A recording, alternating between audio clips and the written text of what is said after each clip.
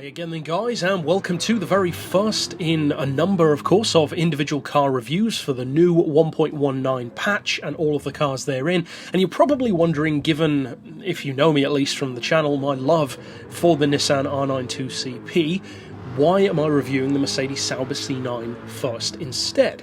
Especially when in the overall review that I did yesterday, I mentioned that I considered the Nissan to be possibly the most important car of the new pack, and maybe the best one as well. So why are we starting with this one?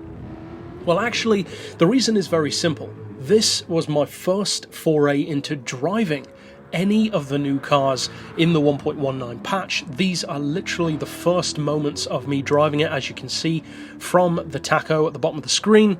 No mileage to begin with, so these are my first few minutes with any of the Group C cars.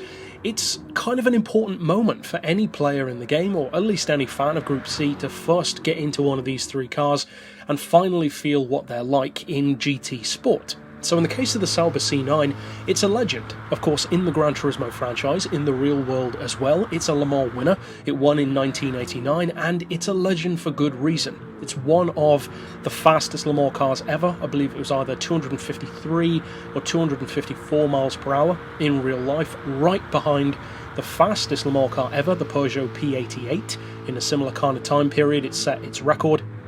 And I believe that one was like 254 point something as well.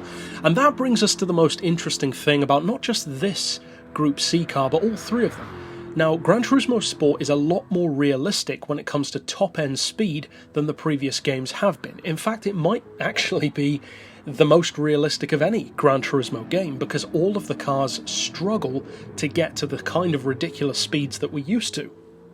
Even something like the Tomahawk X, for instance, which used to be a 440 mile per hour car, now you can't even do that with a controller. Now, in the case of all three of these Group C cars, anyone who is previously affiliated with the franchise, if you've played any of these cars, stuff like the R92, the R89, the Jaguar, the Sauber, the Minolta, various other icons of the franchise, you know how fast these things can be. In Gran Turismo 4, you can go way beyond 300, some even beyond 350. On Gran Turismo 5, not so much, but they're still very quick. On Gran Turismo 6, again, you're looking at 270, 280, and of course, in some cases, around 300 miles per hour, in the case, again, of stuff like the 908 or the Minolta. But that's where it's changed now, because all three of these Group C cars are actually slower than quite a few of the LMP ones, and that's actually not necessarily an unrealistic thing, because of course we already know, it's a fairly obvious thing, that the aero design, the downforce technology of modern LMP cars is of course superior to Group C cars. That's just the way development goes. I mean, you'd kind of hope that it would be, given that 20 or 30 years separates these machines from modern ones. However, it's often kind of presented in games that the Group C cars are formidable in a straight line, and although that is still true, they're not as dominant as you might expect them to be. Now, I found the Sauber C9, as you can see in the video, to be around a 240 mile per hour car. Now, that is in its fully upgraded form. You can drop the weight from the stock 893 kilos to just under 800, which of course we've never been able to do before, so that's pretty cool. But the power cannot jump that much. And again, I touched on this in yesterday's overall review. All three of these cars can only be bumped up to around 940 horsepower from its stock 927, which again is realistic, but at the same time it might disappoint some people, and I could totally understand if you are disappointed, because even on Gran Turismo 6 you're looking at 1100 horsepower easily from these cars, in some cases even more. So the fact that you've lost so much tuning potential could initially seem like a setback, especially because so many of us love these cars even more than the new ones. Not everyone, of course, but plenty of us do. The Sauber, the 787B, the Peugeot 905, this kind of era of the late 80s and early 90s, it's kind of a formidable category to go up against even in the newer cars. But that's where it's different now, because although all three of them are for sure incredibly quick, especially when it comes to mid-range acceleration, they're not as dominant for top-end speed. The Sauber can do around 240, at least with my initial tuning. That's with longer gears and low downforce, plus drop the weight and running peak power, which, as I said, is still under 950. But That's not as quick as it used to be. This used to be a 290-ish mile per hour car, or thereabouts. I think it was on Gran Turismo 6, if I recall correctly. And of course, the R92CP has always been one of the quickest prototypes. And the Jaguar, it takes a little bit longer than some to get there, but it's not exactly slow, that's for sure.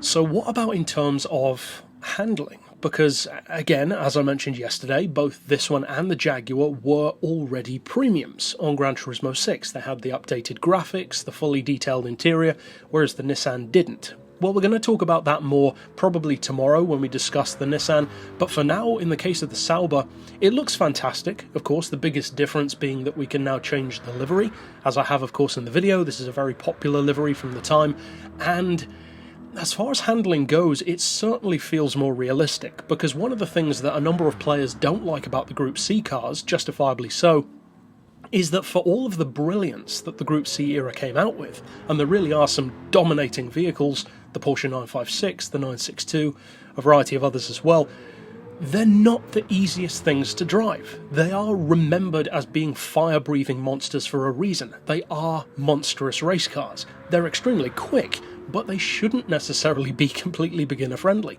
and these three cars definitely aren't.